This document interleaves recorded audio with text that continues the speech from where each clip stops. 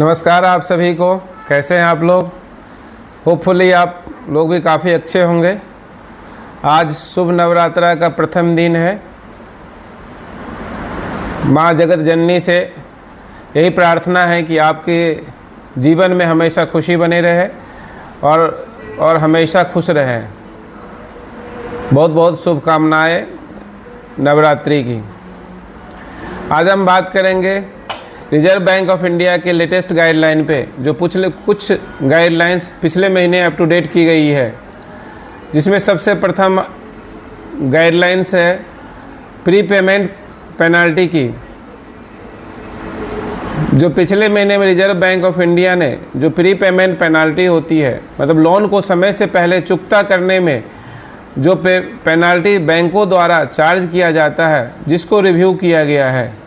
ये pre payment penalty जो लगता था माइक्रो स्मॉल इंटरप्राइजेज में, या जब एक बोरोअर एक बैंक से दूसरे बैंक में वो अपने खाते को ट्रांसफ़र करते थे, तभी उनको समय से पहले पैसा जमा करना पड़ता था और इसमें पेनल्टी लगती थी। क्यों वो दूसरे बैंक में स्विच करते थे? उसके दो रीज़न थे।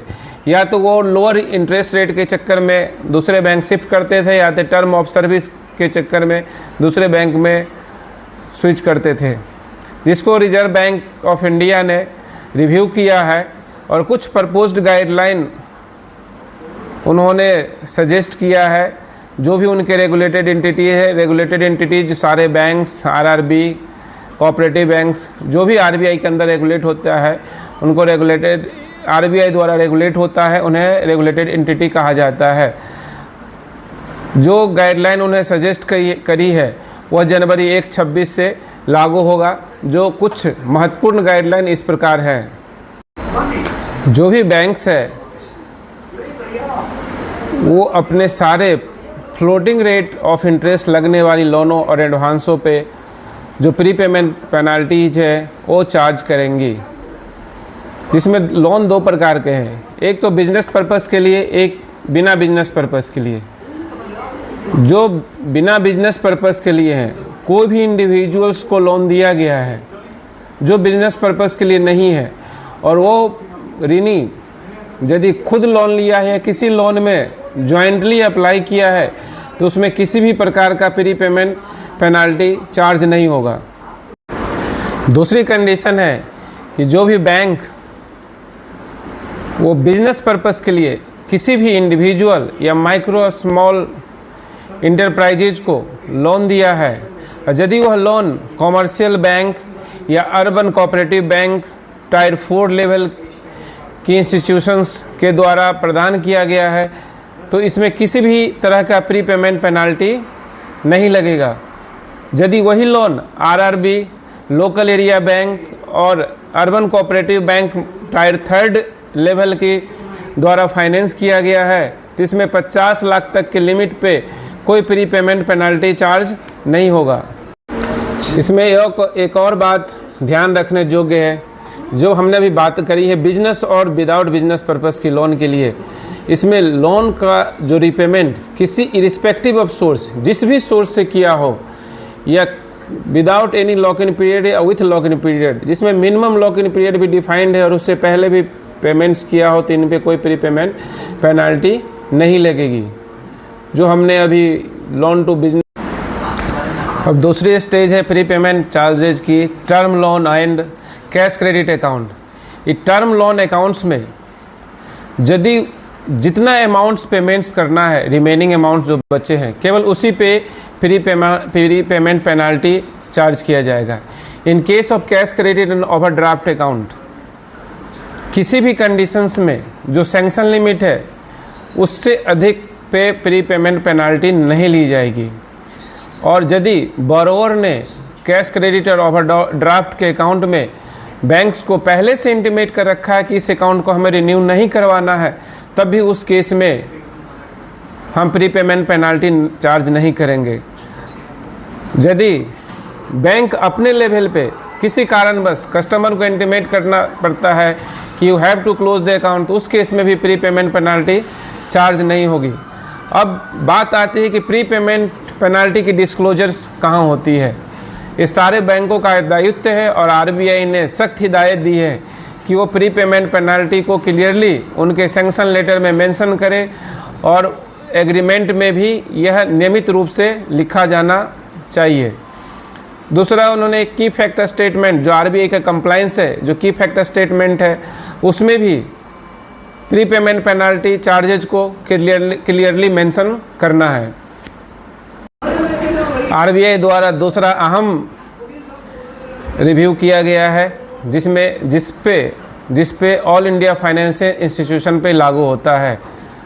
इस ऑल इंडिया फाइनेंशियल इंस्टीट्यूशंस को निर्देश दिया गया है जो इनके प्रेजेंटेशंस, डिस्क्लोजर एंड रिपोर्टिंग के बारे में है।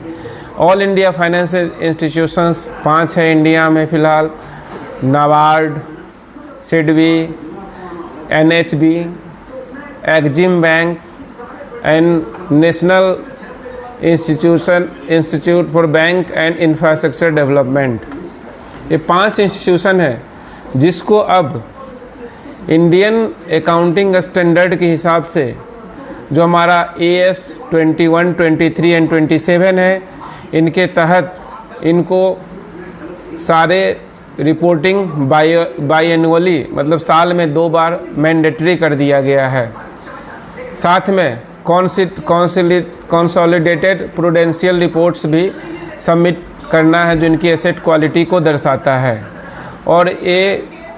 और इनके अलावा इनमें एडिशनली इनकी जो कैपिटल है, जो इनकी लीवरेज रेशियो है या ओनरशिप डिटेल्स है, साथ में इनको भी मेंशन करना है। यह सारे ऑल इंडिया फाइनेंशियल इंस्टीट्यूशंस जो यूनिफॉर्म अकाउंटिंग का स्टैंडर्ड है इंडिया में, जो AS 21, 23 एंड 27 है, जिसके तहत मैंडेटरीली बाय एनुअल रिपोर्ट्स करना है।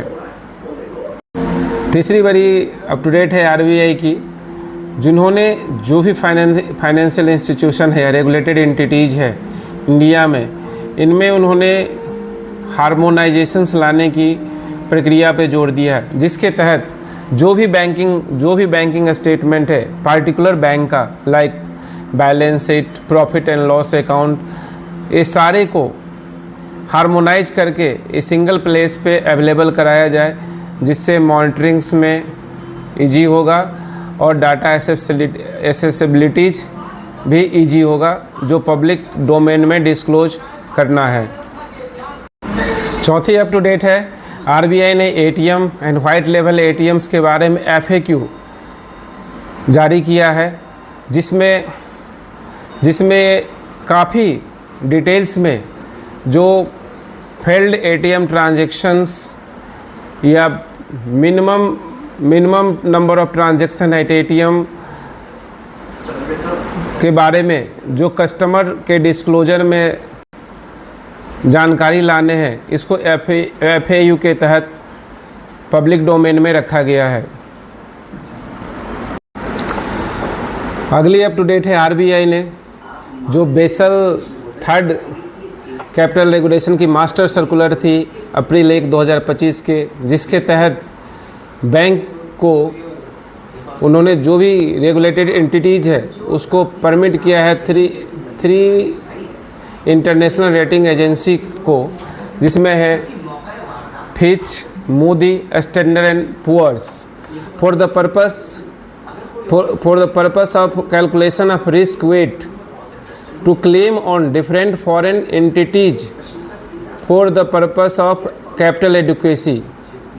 मतलब जो भी 3 इंटरनेशनल एजेंसियां हैं, Fitch, Moody and Standard and Poor's, जिसको रिस्क वेट कैलकुलेट करने हेतु फॉरेन एंटिटीज पे कैपिटल एडुकेसी, हमें कितना कैपिटल एडुकेसी इंश्योर करना है, इसके लिए परमिट किया गया है। फर्दर एक इंटरनेशनल रेटिंग एजेंसी और है messrs Care Edge globals IFC limited, जो नॉन रेसिडेंट कारपोरेट एंटिटीज है, जो इंटरनेशनल फाइनेंशियल सेंटर पे इस पे रिस्क वेट कैलकुलेट करने के लिए बैंकों को परमिट किया गया है। इसमें जो रेटिंग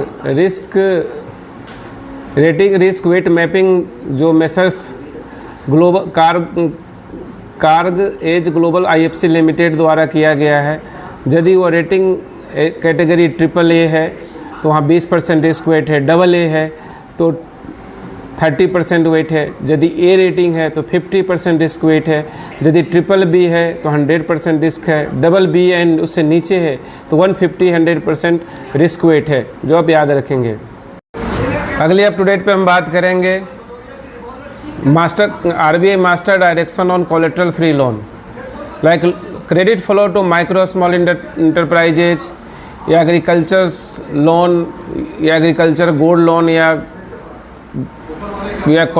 कोलेट्रल फ्री लोन्स, जहाँ भी यदि बोरोअर वो वॉलेंट्री प्लेज करता है गोल्ड और सिल्वर को एज ए कोलेट्रल, तो जो RBI की मास्टर डायरेक्शन है कोलेट्रल फ्री लोन्स का, वो किसी भी तरह का वायलेशन नहीं होगा। कब वायलेशन नहीं होगा? यदि वो वॉलेंट्री गोल्ड और सिल्वर को एज ए कोलेट्रल प्लेज करता है तो उसमें RBI की डायरेक्शन की कोई वायलेशन नहीं मानी जाएगी। अगला अप टू डेट है हाउसिंग फाइनेंस कंपनी या जो मास्टर डायरेक्शन है RBI के 2021 की, इसमें जो हाउसिंग फाइनेंस कंपनी है उनको भी इंश्योरेंस बिजनेस करने के लिए परमिट कर दिया गया है। जो भी उनकी इन्फॉर्मेशन होंगी वो प्रमोटर, डायरेक्टर या शेयर होल्डर उनका टाइम टू टाइम वो अपने कंसर्न्स पोर्टल पे डिस्क्लोज करेंगे। अगली अप टू डेट है reserve bank of India regulated framework on micro finance loan direction 2022। इसके अंदर जो भी माइक्रो फाइनेंस के अंदर डीलिंग्स रेगुलेटेड एंटिटीज़ है उनके बारे में भी रिसेंटली अप टू डेट किया गया है। हाल ही में रिजर्व बैंक ने एक NSDL नाम का पेमेंट्स बैंक्स लिमिटेड है जिसको सेकेंड शेड्यूल में इनक्लूज कर दिया गया है RBI एक्ट 1934 के अंतर्गत, जिसकी गजट नोटिफिकेशन भी RBI द्वारा रिलीज की गई थी। RBI के तत्वावधान में अरुणाचल प्रदेश गवर्नमेंट ने 2 डिस्ट्रिक्ट्स, वन इज बाइकोम, another is KEPNOR, KEYIPEYNOR and another is बाइकोम, जिसको नोटिफाइड किया गया है कि वो लीड बैंक, जो नया डिस्ट्रिक्ट है वो लीड बैंक के रोल में काम करेंगे।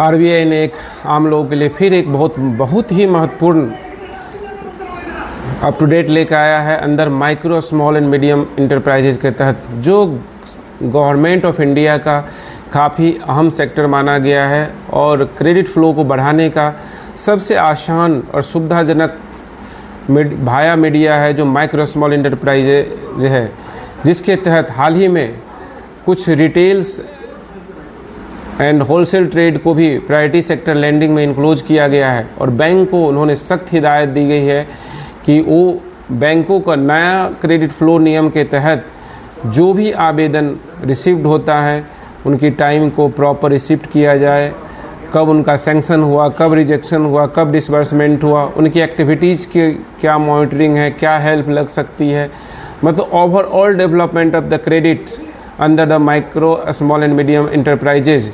RBI ने वंस अगेन सारे बैंकों को हिदायत दी है और उनको प्रॉपर रिकॉर्ड्स मेंटेन करने का सख्त निर्देश दिया गया है जो बैंकों द्वारा निर्वहन किया जा रहा है।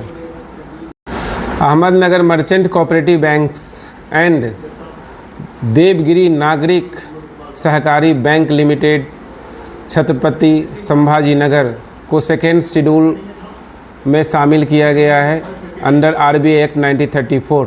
तो ये महीना बड़ा ही लोगों के लिए शुभकारी रहा है कि इन्होंने 3 बैंक को सेकेंड शेड्यूल में इंक्लूज किया है अंडर RBI एक्ट 1934। पहला था NESDL पेमेंट बैंक, दूसरा था Ahmednagar cooperative merchant cooperative banks, तीसरा था देवगिरी नागरी सहकारी बैंक लिमिटेड छत्रपति संभाजी नगर। इनको सेकेंड शेड्यूल RBI एक्ट 1934 के तहत इंक्लूज किया गया है। Reserve bank of India investment in AIF direction 2025, इसके तहत बैंकों को सम गाइडलाइंस के लिए आगाह किया गया है जिनको फॉलो करना अति आवश्यक है। सबसे पहला, no RE shall individually contribute more than 10% of the corpus of an AIF scheme. जो भी कॉर्पस है, कोई भी सिंगल रेगुलेटेड एंटिटी वो 10% ऑफ द कॉर्पस से ज़्यादा इन्वेस्ट नहीं करेंगे।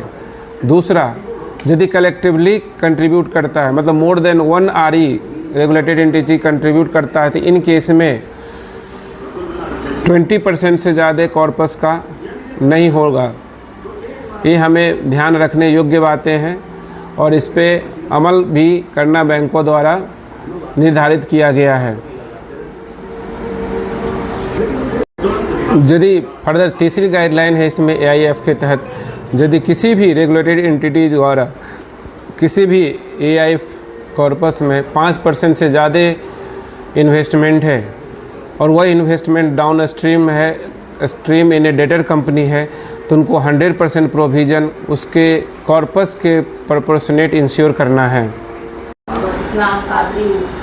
फर्दर RBI ने एक FAQ जारी किया है micro small and medium enterprises lending के तहत, जिसके तहत जो हमने पहले भी बात करी हुई है, बहुत सारी कॉमन चीज़ें हैं जो MSME के अंदर आती है, particularly cluster financings, delayed payments, MSME borrowing, stress resolutions on micro small enterprises, framework on trade receivables, trade discounting on trade system, certified credit counsellor, इस सारे आइटम्स पे एक FAQ पब्लिक डिस्क्लोजर में जारी किया गया है, जिसके तहत हम अप टू डेट ले सकते हैं और जानकारी हासिल कर सकते हैं।